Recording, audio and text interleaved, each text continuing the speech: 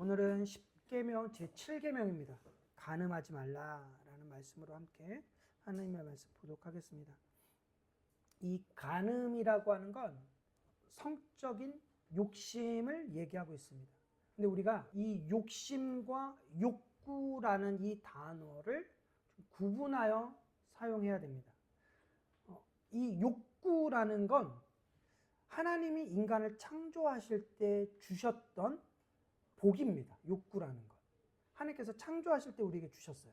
인간이라고 하는 존재는 욕구로 충만한 존재입니다. 욕구로.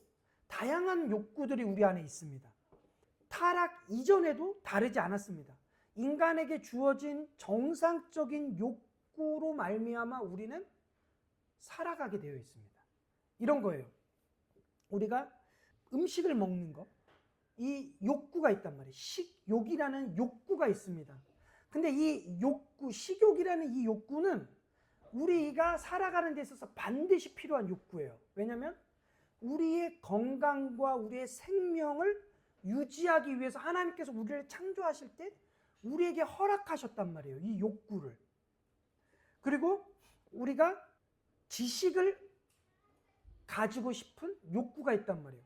공부를 열심히 하는 건 죄가 아니죠. 왜냐하면 공부를 열심히 하려고 하는 이유가 뭘까요? 지적인 욕구. 이것을 알고자 하는 그 욕구 때문에 우리는 열심히 무언가를 배우는 거죠. 여러분들이 하나님의 말씀을 열심히 배우려고 알려고 하는 그 욕구는 어디에서 나옵니까? 하나님을 알고자 하는 욕구에서 나온다라는 거예요. 근데 우리가 이 목회적 관점에서 이걸 적용하면 말씀에 대한 욕구가 없다라는 건 심각한 문제라는 거예요. 말씀은 영적인 양식이라는 거예요. 근데 말씀이란 이 양식을 내가 먹고자 하는 욕구가 없다라는 거예요. 그건 죽는 것과 같다라는 겁니다. 설교를 들을 때 설교에 대한 감각이 없어요. 설교로 하나님을 만나고 설교로 하나님을 보는 욕구로 즐거워야 되는데 무감각한다라는 거예요. 감각이 없다라는 거예요. 이건 아주 심각한 상태라는 겁니다.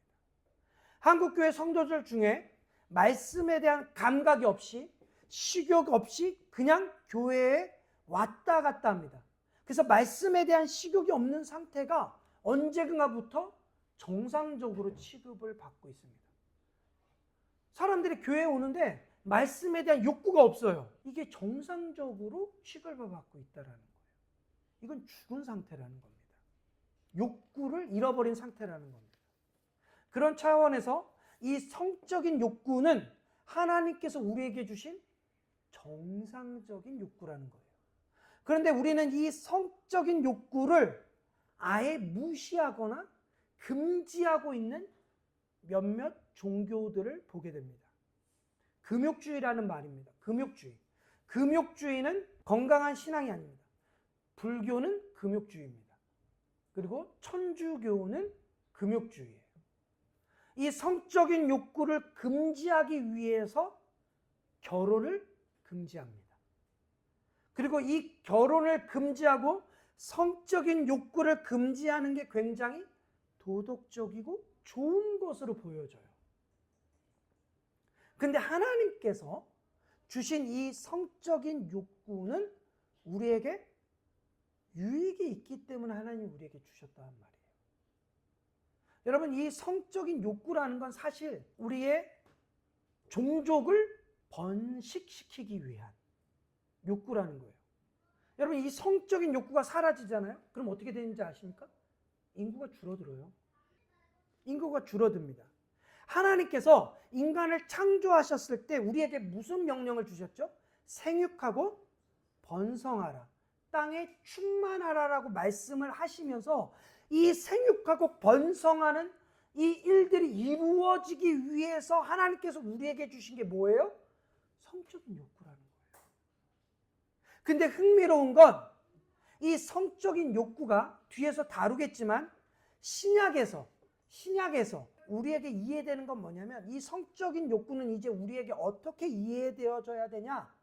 복음을 듣고 예수 그리스도의 생명이 우리에게 들어간 사람들, 구원받은 사람들은 이제 그 생명을 어떻게 해요? 다른 사람들에게 전하면서 다른 사람들이 그 생명에 참여하도록 번성하는, 이 땅에서 번성하는 욕구로 이제 이해되어져야 한다라는 거예요. 구약시대에 보면 하나님께서 하나님의 총회 안으로 들어올 수 없는 사람들이 있었습니다. 하나님의 공동체 안으로 들어올 수 없는 사람들이 있었습니다. 누구냐? 성적 불구자들은 하나님의 공동체 안에 들어올 수가 없었어요. 왜 없었을까요? 이건 성적 불구자라는 것은 다른 말로 하면 생육하고 번성할 기능이 없는 사람들이죠. 하나님께서 생육하고 번성할 기능이 없는 사람들은 하나님의 공동체 안으로 들어올 수가 없었다라는 거예요. 이게 신약으로 와서 어떤 의미냐면 하나님의 백성이라고 한다면, 하나님의 공동체 안에 들어온 구원받은 사람이라고 한다면 하나님의 말씀을 가지고 어떻게 해요? 그리스도의 사람들로 만들어내야 될 기능이 있어야 된다는 거예요. 그것이 자녀들에게도 또한 내 주변에 있는 많은 사람들에게도 동일하게 복음을 전해서 그들이 하나님의 안식 가운데 들어와야 될 기능이 있어야 되는데 그 기능이 없다? 공동체 안에 들어왔는데 기능이 없다? 그건 하나님의 백성이 아니다 라고 말씀하고 있다는 겁니다. 하나님께서 우리에게 다양한 욕구를 주셨는데 그 욕구 중에서 가장 강력하게 주신 욕구가 뭐라고요? 생육하고 번성시킬 성적 욕구라는 거예요. 창세기 1장 28절에 하나님께서 인간에게 주신 첫 번째 욕구입니다. 하나님이 그들에게 복을 주시며 하나님이 그들에게 이르시되 생육하고 번성하여 땅에 충만하라. 땅을 정복하라. 바다와 물고기와 하늘의 새와 땅에 있는 움직이는 모든 생물을 다스리라 하시니, 하나님이 인간을 창조하시면서 첫 번째 주신 복이라는 거예요. 생육하고 번성할 성적 욕구. 이게 우리에게 복으로 주셨다라는 거예요. 이걸 통해서 하나님은 인간이 땅에 충만하길 바라셨다라는 거예요. 모든 피조물을 다스리고 정복하길 원하셨다라는 거예요.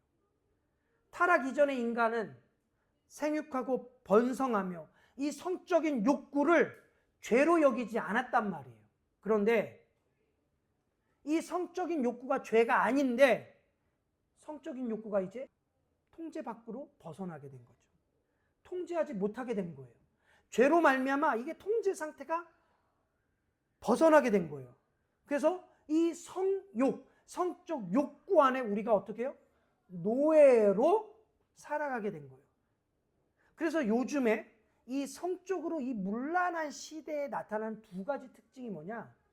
문란한 성적 생활을 아무렇지도 않게 하는 모습. 그리고 또 다른 모습은 뭐냐? 너무 성적으로 문란하니까 이 성적인 욕구는 죄야 라고 생각하는 극단적인 모습으로 나타나기 시작했습니다. 여러분, 사실 이 성적 욕구는 그리스도 안에 있을 때 우리는 아름다운 거예요. 하나님께서 복으로 주신 거란 말이죠. 그런데 우리가 이런 생각이 잘못되어지면 마치 이런 거죠. 여러분 보세요. 밥을 먹는 거예요. 밥을 먹는 식욕은 우리의 생명과 건강을 유지하기 위한 아주 중요한 욕구잖아요. 이 식욕. 그런데 이 식욕을 혐오스럽게 생각한다고 생각해 보세요. 먹는 게 혐오스러운 거예요. 먹는 게. 그래서 먹는 게 혐오스러워서 밥을 먹지 않아요. 그래서 바짝 말라갑니다. 바짝 말라가요. 그런 사람들 보지 않았습니까? 먹는 게 혐오스러워서 먹는 것을 금지해요. 자기 몸에 금지해요. 그래서 그 사람이 점점 말라가는 모습을 우리는 봤습니다. 그 병이 뭡니까? 거식증이죠. 거식증. 여러분, 거식증은 병입니까? 병이 아닙니까? 병이에요. 여러분, 거식증은 아주 심각하게 다루고 있는 병이에요. 그냥 간단한 병이 아니라 아주 심각하게 다루고 있는 병입니다. 근데 마치 이게 우리 신앙 안에 그대로 들어와서 신앙 안에서 영적 거식증이라는 게 있습니다. 영적 거식증이 뭐냐? 금욕주의가 영적 거식증이에요. 기독교 신앙은 하나님께서 우리에게 허락하신 이 욕구들을 잘 다스리고 절제하고 조절하는 거예요. 이게 기독교 신앙이라는 거예요. 근데 마치 성적인 욕구는 어떤 거냐? 난로 안에 들어있는 불과 같은 거예요. 난로 안에 불이 있으면 주위를 따뜻하게 해주는 유익함이 있죠. 추운 겨울에 이 난로를 피워놓으면 모든 공기를 따뜻하게 해서 이 안을 따뜻하게 해서 유익이 있단 말이에요. 그런데 이 불이 밖으로 나와요. 난로 안에 있지 않고 밖으로 나와요. 그럼 어떻게 됩니까? 다른 걸 태우겠죠. 화재가 나겠죠. 걷잡을 수 없이 태워진단 말이에요. 그러면 불덩어리가 화재를 일으키기 때문에 이 불덩어리는 나쁜 겁니까? 그래서 불을 피우지 않고 살아야 됩니까? 그렇지 않잖아요. 추운 겨울에도 화재가 날까봐 난로를 피우지 않는 게 아니죠. 금욕주의가 바로 그거라는 거예요. 금욕주의 문제. 이 욕구가 나오면 문제가 될까봐 다 금지해버리는 거예요. 식욕도, 성적인 욕구도, 어떤 욕구도, 야, 그건 나쁜 거야. 금지해야 돼. 이건 문제가 있다는 겁니다. 사회가 자꾸 음란해지고 타락해지니까 점점 기독교는 반대로 금욕주의로 가는 현상이 있습니다. 근데 성경은 우리에게 끊임없이 이야기합니다. 금욕주의는 성경이 아니다. 이 욕구는 금지해서 되는 게 아니다. 하나님이 주신 거다라고 말하고 있단 말이에요.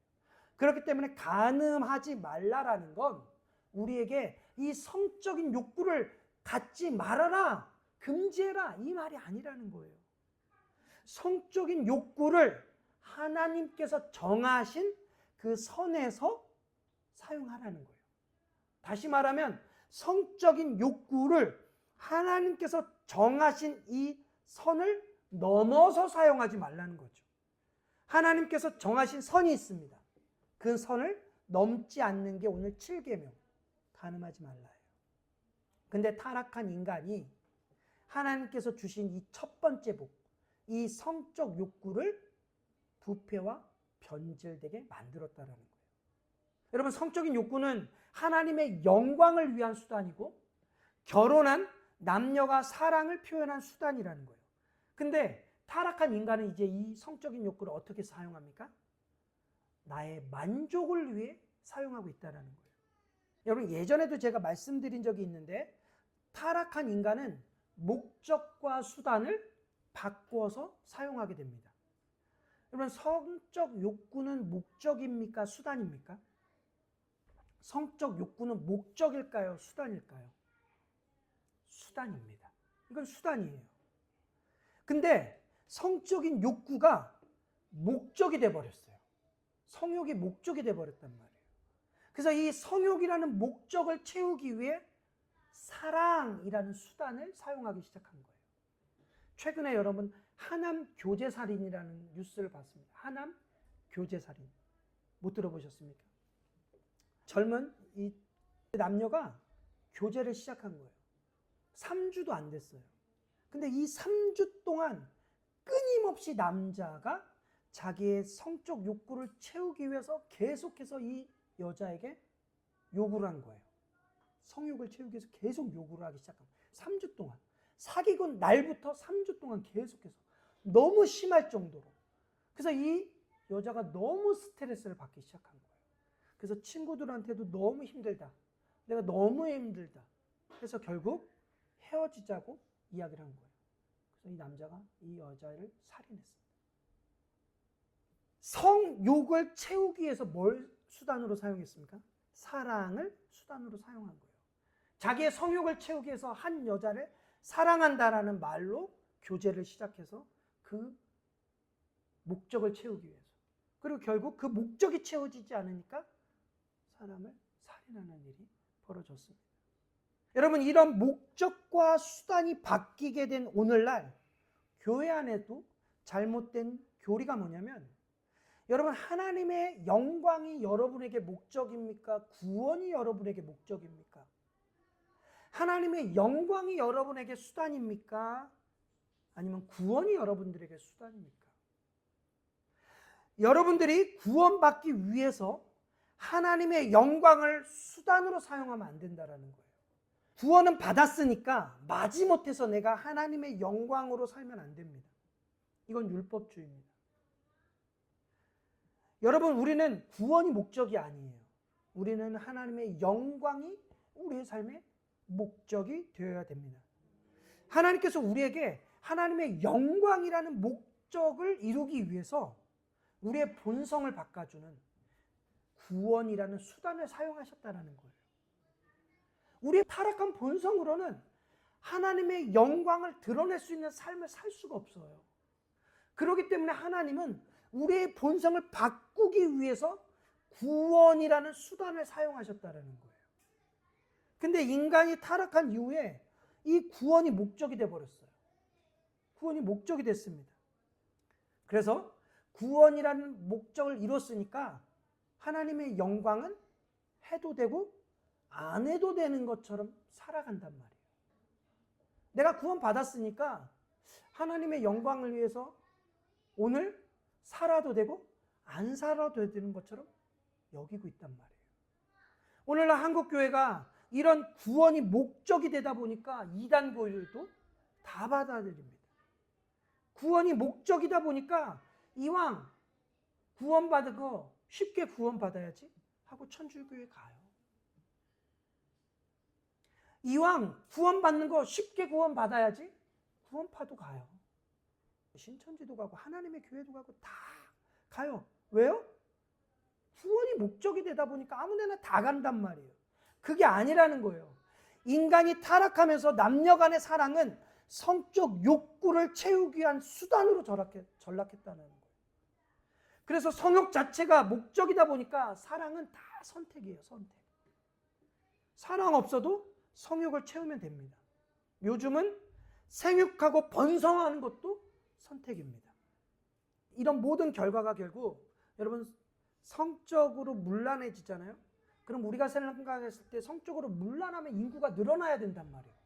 근데 여러분 인구가 늘어납니까? 아니요, 안 늘어나요. 이상하지 않습니까? 성적으로 문란하면 인구가 늘어나야 되는데 인구가 줄어들고 있다는 거예요. 이건 어느 시대나 동일했습니다. 어느 시대나. 신기합니다. 성욕 자체가 목적이기 때문에 생육하고 번성하는 그 자녀 출산도 수단으로 선택으로 여겨지게 됐습니다. 여러분 요즘 MZ들 젊은이들은 결혼 그리고 출산 어떻게 보냐면 이건 걸림돌이에요. 나의 삶의 자유로운 삶에 걸리적거리는 제도입니다. 결혼이라는 제도가. 왜냐하면 나는 내 자유로운 삶을 살고 싶은 거예요. 그리고 성적으로도 자유로운 삶을 살고 싶은 거예요. 근데 그걸 막는 제도가 뭐예요? 결혼이에요. 그러니까 요즘은 결혼 안 하고 가장 많이 하는 게 그냥 자유롭게 그렇게 살다가 헤어지고 자유롭게 살다가 헤어지는 삶을 살고 있습니다. 근데 하나님께서 인간을 창조하시고 가장 먼저 만들어준 제도가 뭐냐? 결혼이라는 제도입니다. 이 제도는 교회보다 먼저 만들어준 제도입니다. 창세기 2장 24절 이러므로 남자가 부모를 떠나 그의 아내와 합하여 둘이 한 몸을 이룰지어다. 마태복음 19장 5절에 보면 예수님께서 이 창세기 2장 24절을 그대로 인용하면서 결혼 제도에 대해서 말씀하고 있다는 거예요. 성경에서 언급하는 결혼 제도는 그럼 신학적으로 어떤 의미가 있냐면 여러분 보세요. 하나님 피조물들을 어떻게 창조했습니까? 말씀으로 창조하셨죠. 하나님께서 동물을 창조하실 때 어떻게 창조하셨냐면 땅의 명령이에요. 땅에게 명령해서 짐승들을 땅에서 내라고 말씀하세요. 창세기 1장 24절 하나님이 이르시되 땅은 생물을 그 종류대로 내되 가축과 기는 것과 땅의 짐승을 종류대로 내라 하시니 그대로 되니라. 그러니까 하나님이 땅에게 명령하셔서 동물들이 땅에서 나왔단 말이에요. 근데 사람만 독특하단 말이에요. 하나님은 사람을 창조하실 때 두 가지 과정을 거치면서 창조하십니다. 하나님께서 인간을 창조하실 때 먼저 남자를 창조하시죠. 하나님께서 다른 피조물들은 땅을 재료로 사용하셨단 말이에요. 땅을. 그런데 인간은 땅에서 나온 존재가 아니에요. 인간은 어디서 나왔습니까? 우리는 어디서 나왔습니까? 땅에서 나온 존재가 아니에요. 하나님이 뭘 가지고 인간을 창조하셨습니까? 흙을 가지고 창조하셨습니까? 보세요. 창세기 2장 7절입니다. 여호와 하나님이 땅에 흙으로 사람을 지으시고 생기를 그 코에 불어넣으시니 사람이 생명이 되니라. 여러분, 우리말 성경에서는 땅의 흙으로 번역했습니다. 그런데 이 땅이라는 단어는 히브리어 원어로는 흙이에요. 땅이 아니라 흙입니다. 흙. 그래서 이 흙은 뭐냐? 히브리어로 아다마예요. 아다마. 아담의 이름 아다마. 아다마가 흙이라는 말이에요. 흙. 그러니까 땅이 아니라 흙입니다. 히브리어 원어로. 그러면 우리말로 땅의 흙으로 했을 때 이 흙은 히브리어로 먼지, 티끌이에요. 그러니까 번역이 좀 다르게 되어 있습니다. 그러니까 히브리어 원어로 우리가 이 말을 해석하면 어떻게 하냐? 여호와 하나님이 흙에 먼지로 사람을 지으신 거예요. 우리는 흙으로 지은 게 아니라 땅 중에서 하나님께서 흙을 가지고 그 흙 안에서도 뭐요? 먼지를 가지고 사람을 지으셨다라는 거예요. 그러니까 다른 짐승들과 동물들과 완전히 다른 방식으로 사람을 지으셨다라는 거죠. 그런데 더 독특한 게 있습니다. 여자예요, 여자. 자, 하나님이 여자를 창조하실 때 남자를 창조하신 것처럼 흙에 있는 먼지를 가지고 여자를 창조하지 않으셨다라는 거예요. 똑같이 여자를 창조하시면 되는데 하나님은 여자를 어떻게 창조하시냐? 갈빗대를 가지고 창조하신 거예요. 여러분, 다른 많은 동물들 보세요. 암수를 창조하실 때 하나님 어떻게 창조하세요? 다른 동물들은 그냥 땅에서 동시에 암수를 창조하셨어요. 근데 인간은 남여를 창조하실 때 완전히 다른 방식으로 창조하시죠. 남자를 먼지 가운데서 창조하시고 그 남자의 갈빗대를 취해서 그 갈빗대를 가지고 여자를 창조하셨다는 거예요. 여러분, 우리는 창조론을 믿죠. 진화론을 믿지 않습니다. 근데 요즘은 창조적 진화론을 가리키는 사람들이 있습니다. 창조적 진화론. 이게 뭐냐? 하나님이 창조하셨다라는 거예요. 그런데 하나님이 창조하셨는데 다 창조하신 게 아니라 태초의 원 물질만 하나님이 창조하셨다라는 거예요. 그래서 그 원 물질이 진화해서 어떻게 해요? 동물이 되고 진화해서 사람이 됐다라는 거예요. 이게 창조적 진화론이에요. 여러분, 그렇다라고 한다면 여자는 어떻게 설명할 거냐는 거예요. 하나님은 여자를 남자의 갈빗대로 창조하셨다는데 창조적 진화론으로 한다라고 그러면 여자는 남자에서 나온 게 아니라 별개로 창조됐다라는, 진화됐다라는 거죠. 이건 성경적으로 맞지 않는다라는 거예요. 그래서 우리는 창조적 진화론을 수용할 수 없다라는 겁니다. 하나님께서 인간을 창조하셨을 때 어떻게 창조하셨냐? 성인으로 창조하셨던 거예요. 무슨 아메바에서 진화되고 진화돼서 원숭이에서 진화되고 사람이 창조된 게 아니라 하나님은 성인으로 남자와 여자를 창조하셨습니다. 하나님은 성인으로 우리를 창조하셨습니다.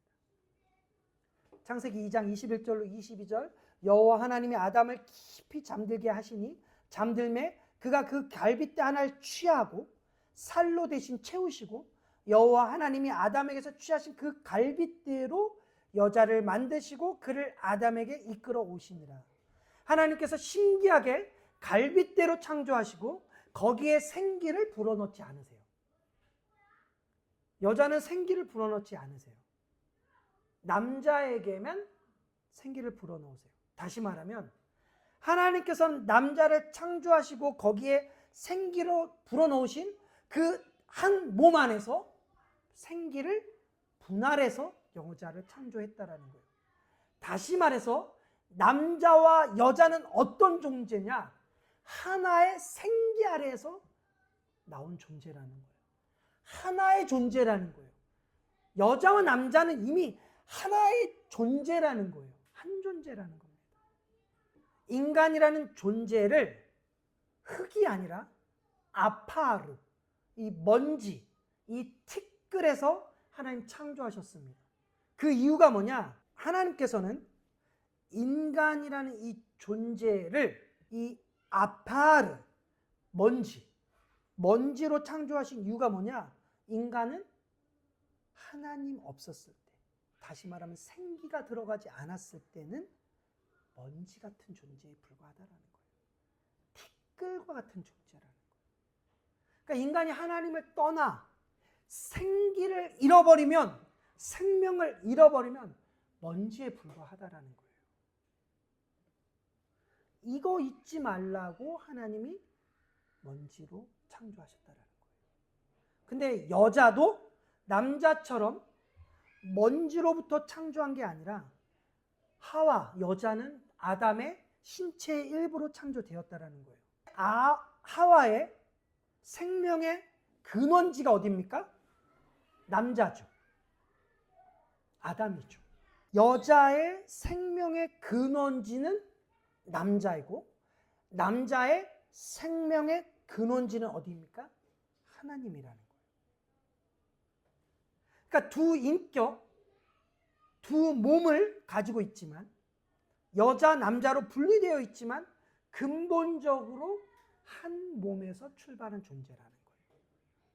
근데 이 한 몸이라는 의미는 육체적인 것뿐만 아니라 생명도 한 몸이라는 거예요. 한 몸. 그래서 창세기 2장 24절에 이 한 몸에서 출발한 이 남자와 여자를 향해서 하나님이 한 몸을 이룰지어다 라고 말씀하고 계세요. 그러니까 너희들은 원래부터 한 몸을 이루고 있어야 된다라는 거예요. 사도 바울이 이 창세기 2장 22절의 이 한 몸을 신약에서 성도들에게 뭐라고 적용하고 있냐면, 성도들은, 교회는 어떤 존재냐? 예수 그리스도와 한 몸을 이루어야 되는 존재라는 거예요. 너희가 예수 그리스도와 한 몸을 이루지 않으면 죽는 존재라는 거죠. 근데 타락한 우리 인간은 타락으로 말미암아 이 신비를 잃어버리고 말았다는 거예요. 하나님께서 아담과 하와를 통해서 우리로 하여금 생육하고 번성하라고 하셨잖아요. 이 말은 교회로 하여금 이 땅에서 생육하고 번성하라는 거예요. 단순히 아이를 낳으라 이 말이 아니라 우리가 관계하고 있는 모든 관계 안에서 하나님과 안식하지 못하는 사람들로 하여금 어떻게 해요? 안식하는 관계로 생육하고 번성하라는 거예요. 하나님의 나라를 확장하라는 거죠. 하나님을 믿는 자녀들을 확산시키라는 거예요. 근데 왜 우리가 전도가 안 됩니까? 왜 지금 이 시대는 전도가 안 되냐는 거예요. 그리스도와 한 몸을 이루지 않고 있기 때문에 교회가. 그러면 그리스도와 한 몸을 이루는 근거가 뭐냐는 거예요. 남, 여가 한 몸을 이룰 수 있는 근거가 뭐냐는 거예요. 전제가 뭐냐는 거예요. 사랑이죠. 남자와 여자가 사랑을 해야 한 몸을 이루는 거고, 교회가 그리스도와 사랑을 해야 한 몸을 이루지 않냐는 거예요. 우리가 그리스도와 뜨겁게 사랑하지 않으면 결코 교회는 번성하지 않는다라는 겁니다. 오늘날 생육하고 번성하는 일이 왜 이렇게 힘듭니까? 왜 이렇게 교회가 영적으로 침체합니까? 왜 이 시대가 그리스도인들이 줄어들며 교회가 매일매일 문을 닫고 있습니까? 줄어들고 있습니까? 그 이유는 간단해요. 간음 때문에 그래요. 간음. 영적 간음 때문에 그렇습니다. 교회가 그리스도를 뜨겁게 사랑하지 않고 뜨겁게 세상을 사랑하는 이 영적 간음에 빠져 있기 때문에 그렇습니다. 아까 말씀드렸잖아요. 성적으로 문란하면 인구가 줄어든다고. 교회가 영적으로 간음하니까 교회의 숫자가 줄어들고 있다는 거예요. 주의 이름을 부르는 자의 숫자가 줄어드는 이유는 교회가 영적으로 간음에 빠져 있기 때문에 그렇습니다. 하나님보다 세상을 더 사랑합니다. 교회가 날마다 구원받는 자의 수가 더해지려면 뜨겁게 그리스도를 사랑해야 됩니다. 여러분, 요즘에 북한의 뉴스가 계속해서 나오고 있잖아요. 그런데 여러분, 북한은 공산주의의 독재 체제로 살아가고 있습니다. 그러면 거기에서의 신앙을 지키는 것과 여기서 신앙을 지키는 것, 어디가 더 쉽습니까? 우리가 더 쉽죠. 우리가 더 많은 복음과 말씀을 접할 수 있죠. 그러면 북한과 우리나라에서 어디서 더 주의 이름을 부르는 자의 숫자가 늘어나야 됩니까? 여기서 더 늘어나야 되겠죠. 그런데 상황은 정반대죠. 오히려 북한에서 더 하나님을 믿는 그리스도를 뜨겁게 사랑하는 사람들이 더 늘어나고 있다는 거예요. 북한의 그리스도인의 숫자가 몇 만일 것 같습니까? 50만이 넘어가고 있습니다. 그 독재 아래서도 한 해 한 해 더 많은 숫자가 늘어나고 있다는 거예요. 근데 우리는 기독교인의 숫자가 한 해 한 해 줄어들고 있어요. 우리는 줄어들고 그들은 늘어나고 있다는 거예요. 북한 성도들이 교리를 많이 알기 때문에 그럴까요? 북한 성도들이 좋은 교회에서, 좋은 인테리어에서, 좋은 시설에서 신앙생활을 하고 있기 때문에 늘어나고 있습니까? 그들은 지금도 우리처럼 창세기부터 요한계시록까지 이 한 권을 다 가지고 있는 사람들이 거의 없어요. 근데 그 사람들은 뜨겁게 그리스도를 사랑하며 뜨겁게 생육하고 번성하는 일을 지금도 하고 있다는 거예요. 핍박과 박해와 죽음 가운데서도 생육하고 번성하고 땅에 충만하는 일이 계속 해오고 있다는 거예요. 여러분, 악하고 음란한 이 시대에 하나님 나라가 확산되어지는 건 교리만으로 되지 않습니다. 교리가 중요하죠. 하지만 교리를 가지고 우리가 예수 그리스도를 이전보다 더 뜨겁게 사랑하는 곳으로 가지 않는 한 우리는 생육하고 번성하는 일을 할 수가 없다는 거예요. 여러분, 짐승과 사람의 차이가 있습니다. 짐승은 번식기가 되면 그냥 생육하고 번성해요. 번식기가 되면. 근데 사람은 그렇지 않다는 거예요. 사람은 하나님께서 인간이 생육하고 번성하게 만들기 위해 하나님은 반드시 전제를 주셨어요. 사랑이라는 것을 주셨다라는 거예요. 사랑을 해야 생육하고 번성합니다. 그게 교회와 그리스도의 신비입니다. 결혼이 목적이 되어서 내 행복과 내 만족을 이루기 위해 결혼하는 사람들이 있습니다. 그래서 조건을 따져서 이 사람과 결혼하면 내가 원하는 이 행복을 누릴 수 있을 거야. 이유로 결혼을 하게 됩니다. 그럼 그 사람을 사랑하기 때문에 결혼하는 게 아니라 내가 이런 목적을 이루기 위해서 결혼을 해요. 그래서 꿈을 꿔요. 그래서 그 꿈을 이루지 못했을 때 나오는 게 뭡니까? 내 꿈을 채우지 못하니까 결국은 어떻게 됩니까? 싸움이 빈번하게 일어나죠. 내 목적을 이루지 못하게 되었을 때. 오늘날 우리가 예수 믿는 이유도 나의 만족을 위해서 믿습니다. 그래서 그리스도의 사랑이 목적이 아니에요.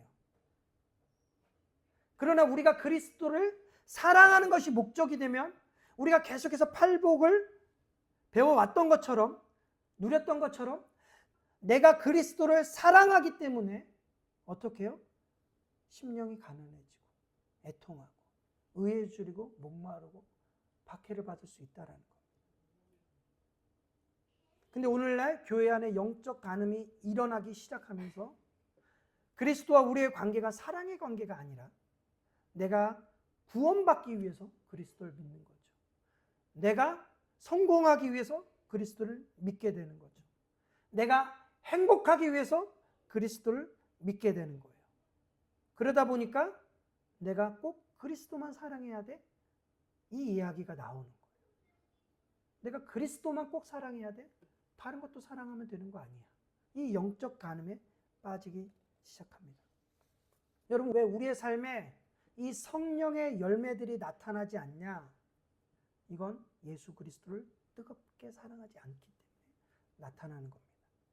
에베소서 5장 31절로 32절에 그러므로 사람이 부모를 떠나 그의 아내와 합하여 그 둘이 한 육체가 될지니 이 비밀이 크도다.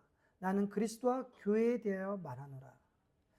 하나님께서는 이 결혼을 단순하게 그냥 결혼이라는 제도로 우리에게 보여주신 게 아니라 이 결혼이라는 일반 은총을 통해서 특별 은총, 즉 교회와 우리와 그리스도의 관계를 설명하고 계신다라는 거예요.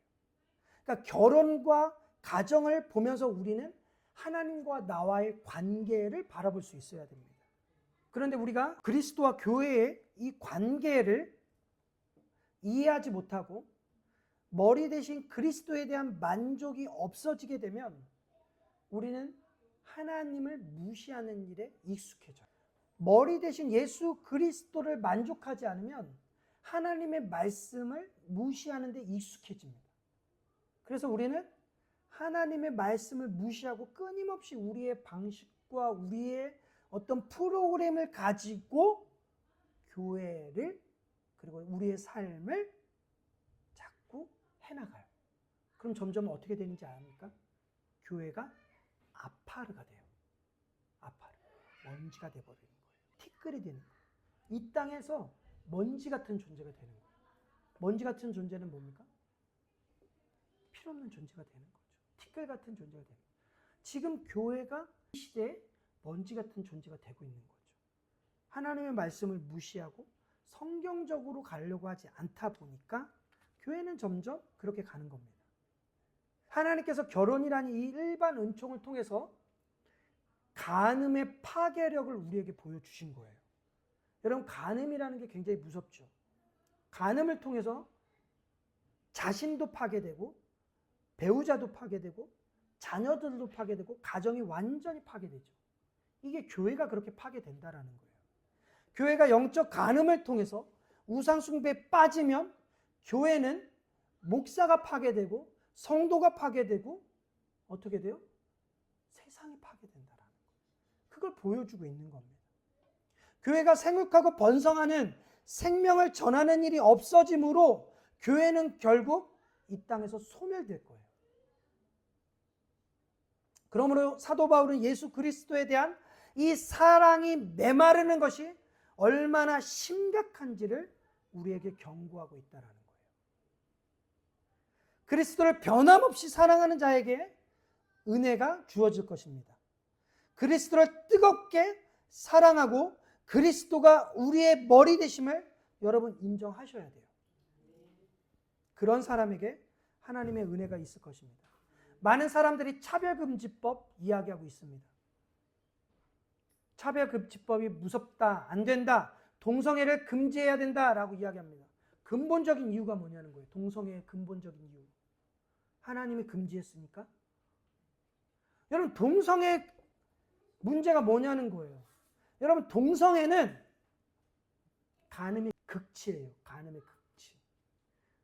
여러분, 동성애 문제는 동성애는 그 안에서 생명이 나오질 않아요. 무슨 말씀인지 아세요? 성경에서 왜 동성애를 그렇게 무섭게 정죄했냐면 동성애는 생육하고 번성할 수 없다라는 거예요. 동성애는 완전한 아파르, 먼지의 절정입니다. 하나님께서 태초에 인간을 창조하시고 첫 번째로 주신 복이 성적 욕구라고 이야기했습니다. 근데 이 성적인 욕구는 자신의 성적 만족을 위해서, 자신의 쾌락을 위해서 주신 게 아니죠. 이 성적 욕구는 하나님의 영광을 위해서 주셨죠. 생육하고 번성하며 하나님의 영광을 위해서 주셨단 말이에요. 그런데 결혼을 내 행복과 만족을 위해서 사용해요. 성욕을 나의 쾌락을 위해서 사용해요. 근데 만족할 수 없는 거예요. 그러니까 어떡합니까? 간음을 통해서 그 만족을 추구하려고 합니다. 근데 만족이 안 돼요. 이제 동성애까지 가는 거죠.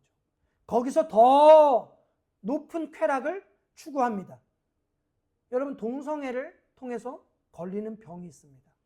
에이즈, 후천성 면역 결핍증입니다. 몸에 면역력이 떨어지죠. 그래서 바이러스에 감염이 돼서 점점점 죽습니다. 근데 보세요. 왜 후천성 면역 결핍증을 하나님이 주셨을까? 이 몸의 면역력을 잃어서 이 세포들이 어떻게 되는 거예요? 먼지같이 티끌같이 돼버리는 거예요. 쓸모없이 돼버리는 거예요. 결국 이 동성애를 통해서 하나님은 인간이 완전한 간음을 통해 먼지가 돼버리고 있다는 것을 보여주고 있다는 거죠. 너무나 음란한 세대 가운데 성도가, 우리가 영적으로나 육적으로나 간음하지 않고 살아가려면 여러분 어떻게 해야 됩니까? 유혹의 자리를 피해야 됩니다. 유혹의 자리를 피해야 돼요. 여러분, 성욕 자체가 죄가 아니지만 하나님이 인간을 창조하실 때 가장 강력하게 주신 욕구가 바로 성적 욕구라는 거예요. 우리에게 주셨기 때문에 이 유혹이라는 게 이 성적 욕구를 계속해서 어떻게 해요? 선을 넘게끔 만든단 말이에요. 그러니까 성경은 계속해서 우리에게 권면하는 게 뭐냐? 고린도 6장 18절에 음행을 피하라는 거예요. 디모데후서 2장 22절에 또한 너는 청년의 정욕을 피하고, 계속 피하라는 거예요. 맞서 싸우라는 게 아니죠. 요셉도 이 하나님의 말씀을 알고 있었다라는 거죠. 인식했다라는 거죠. 그가 보디발의 아내가 이 청년의 성적인 욕구를 자극합니다. 보디발의 아내가. 그때 이 요셉은 어떻게 합니까? 피하죠. 그 자리를 피한단 말이에요. 이게 맞서 싸워서 이길 수 있는 욕구가 아니라는 거예요. 성욕이라는 아주 강력한 유혹이라는 거죠. 두 번째로 우리가 세상의 간음을 피할 수 있는 방법은 부부는 사랑의 띠로 굳게 해야 된다는 거예요. 고린도전서 7장 2절로 5절에 음행을 피하기 위하여 남자마다 자기 아내를 두고 여자마다 자기 남편을 두라. 남편은 그의 아내에 대한 의무를 다하고 아내도 그 남편에게 그렇게 할지라. 아내는 자기 몸을 주장하지 못하고 오직 그 남편이 하며 남편도 그와 같이 자기 몸을 주장하지 못하고 오직 그 아내에게 하나니. 이 부분을 그냥 성적 욕구에 대한 의무만으로 이해해서는 안 되는 거예요. 이 이야기는 뭐냐면 남편과 아내가 서로에게 만족을 줄 수 있는 습관을 견뎌야 된다라는 이야기입니다. 이게 무슨 말이냐면 말 한마디, 행동 하나, 남편과 아내로서 의무에 충실해야 된다라는 거예요. 서로에게. 우리는 가정 안에서 남편과 아내가 신뢰를 잃어버리게 말하고 신뢰를 잃어버리는 행동을 할 때가 많이 있습니다. 말 한마디, 행동 하나 우리는 서로에게 신뢰감을 줄 수 있는 일에 끊임없이 충실해야 된다는 거예요. 서로 사랑의 띠로 굳건하게 하기 위해 서로 충실히 기도하는 관계가 되어야 된다라고 말하고 있습니다. 세 번째로 우리가 간음에 빠지지 않기 위해 해야 되는 아주 중요한 겁니다. 항상 기도하고 경건한 묵상에 힘써야 된다는 거예요. 서로 시험에 들지 않기 위해 기도해야 됩니다. 우리가 육적 간음을 방지하기 위해서 영적 간음을 선택할 때가 있습니다. 예배를 마치고 그런 남편을 위해서, 아내를 위해서 그런 것들을 맞춰줘야 된다 라고 하는 건 영적 간음에 빠질 수 있다는 거예요. 무슨 말이냐면 어찌하든지 우리는 어디에서 하나가 되어야 된다고요? 그리스도 안에서. 어찌하든지 내 남편과 내 아내가 그리스도의 사랑 안으로 들어올 수 있도록 우리는 끊임없이 기도하고 힘써야 된다는 거예요. 근데 육적 간음을 안 하려고 영적 간음을 선택해서는 안 된다는 거죠. 이게 어떻게 가능하냐? 기도밖에 가능하지 않다는 거예요.